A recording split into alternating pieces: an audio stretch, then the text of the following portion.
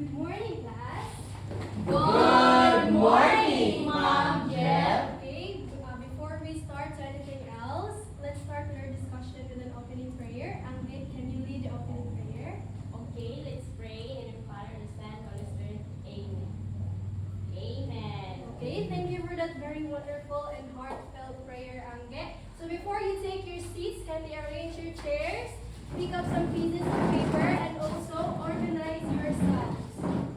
Okay, are we all settled?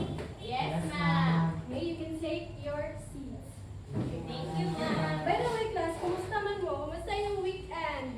Okay, Okay, nag-date mo sa inyong mga uyab? Wala pa. Aban, mama. Maluwi po doy. So, okay na na siya, no? At least enjoy mo lang ito ang weekend.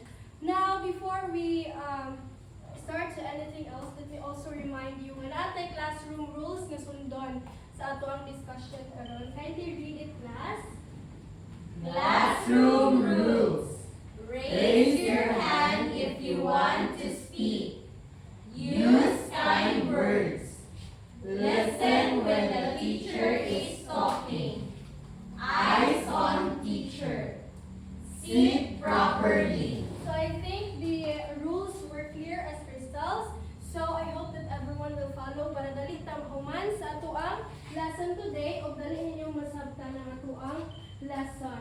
And before we proceed, class, na ako prepare a very simple lang activity.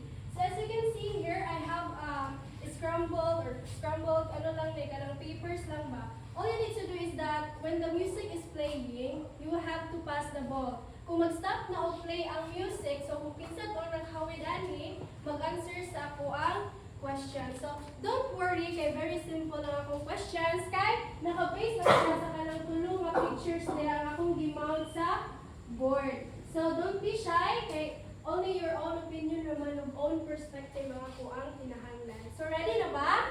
Yes, ma'am. Okay. And then wait lang ha. Hold the ball na.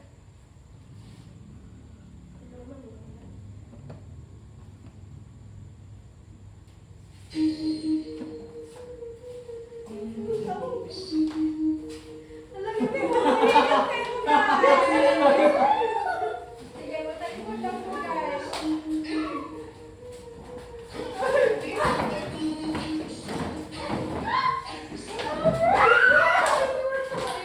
princess. Akong pangutana is, what have you observed sa atuang pictures karon? Unsa lang yung na-observe ba lang sa pictures? Kuan, ma'am, kanang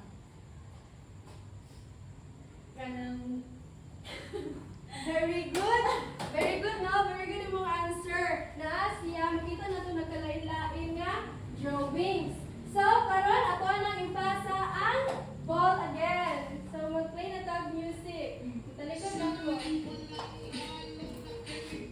Good.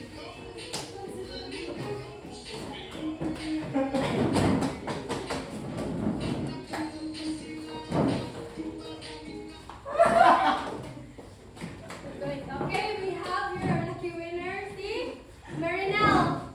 Okay, Marinelle, is there any changes na makita niyo sa pictures or sa drawings? Kama na siya yung mga arrow.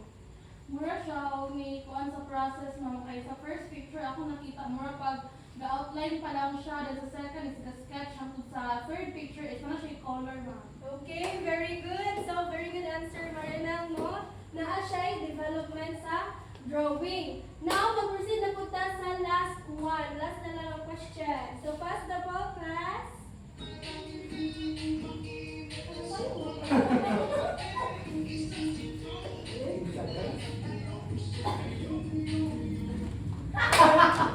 Okay, so for the last question, so based sa answer, isa may nakakuha na ito.